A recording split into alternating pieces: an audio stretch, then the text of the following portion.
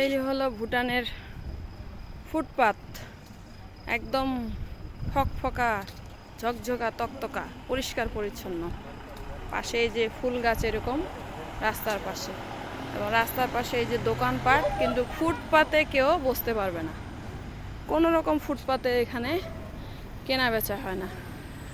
শুধুমাত্র পাহাড়ি এলাকায় কিছু কিছু ঝুপড়ি মানুষ বোঝে, তারা ফল টল বিক্রি করে এবং উঠে যায় সাথে সাথে। এবং আরেকটা বিষয়ে দেখবেন, এই যে গাড়ি পার্কিং,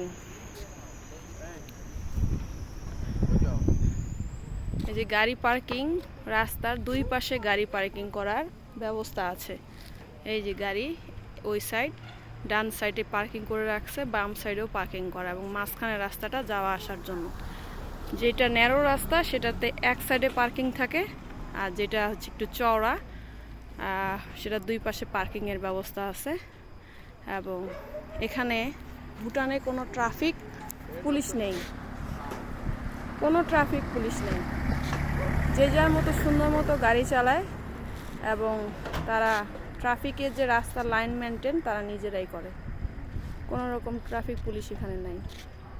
আর যেটা ভেবেছিলাম যে ভুটানের রাস্তাগুলা হয়তো খুব ভয়ঙ্কর হবে, হ্যাঁ, উঁচু রাস্তা, অনেক পাহাড়ের উপরে উঠতে হয়, বাট কোনো রকম ভয়ের কিছু আমি দেখিনি। ভয়ঙ্কর যে রাস্তাগুলো একদম পাহাড়ের সাইডে ঘেঁষা, এরকম না। হ্যাঁ, রাস্তা পাহাড়ি ঘেঁষা, খাল আছে, বাট রাস্তাগুলো ভীষণ চওড়া। এবং তারা মানে কি বলবো, অনেক গাড়ি যে চালায়, মানে অনেক ধীর স্থিরভাবে গাড়ি চালায়, সুন্দরভাবে গাড়ি চালায় ড্রাইভাররা, এবং খুবই এক্সপার্ট তারা। এখানে এই ট্যাক্সি ছাড়া কোনো ট্যাক্সি চলে না। হ্যাঁ, ট্যাক্সি একমাত্র ট্যাক্সি তাদের যানবাহন, আর হয়তো বা টুকটাক বাইক চলে। কিন্তু আপনি যেখানেই যাবেন এই আপনাকে ট্যাক্সি নিয়েই যেতে হবে।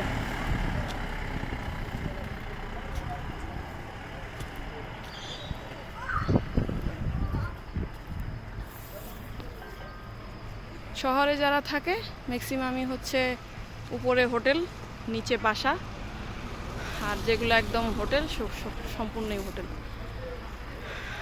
তবে ম্যাক্সিমাম মানুষই হচ্ছে এরা ভিলেজেই থাকে, মানে পাহাড়েই থাকে।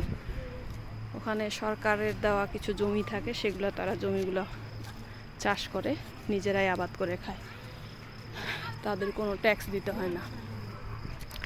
আর এই কারণেই এখানে যারা এখানকার ভুটানের মানুষ, এরা হচ্ছে তাদের যে রাজা, আগে রাজা ছিল, এখন তারা প্রাইম মিনিস্টার বলেন, এদেরকে দেবতার মতো মানেন। এবং বাড়ি ঘর, দোকানপাট তো অবশ্যই, দোকানপাট, অফিস আদালত, এবং বাড়িতেও তারা এই রাজার ছবি তারা রাখেন। ইভেন যতগুলা টেম্পেলে আমি গিয়েছি, সব টেম্পেলগুলোতেই এরকম রাজার মূর্তির পাশে, গৌতম বুদ্ধের পাশেই দেখা যাচ্ছে যে রাজার ছবি রাখা।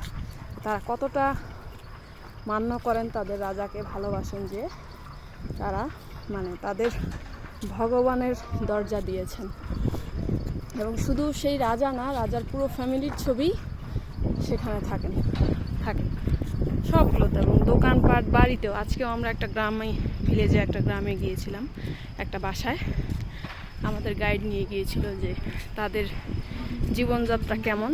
তো আমরা গিয়ে দেখলাম যে তাদের যে ড্রয়িং রুম, সেখানেও হচ্ছে ওই রাজার ছবি, রাজার পুরো ফ্যামিলির ছবি, মানে তার বাবা, দাদা, চাচা, সবার ছবি আছে।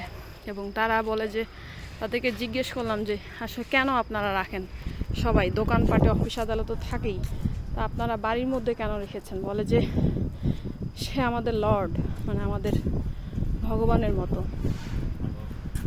এই একটা অবস্থা দেখেন, যে একটা দেশের সরকার কতটা ভালো মানুষ হলে তাকে তারা সৃষ্টিকর্তার আসনে বসান। তো এই হলো ভুটান।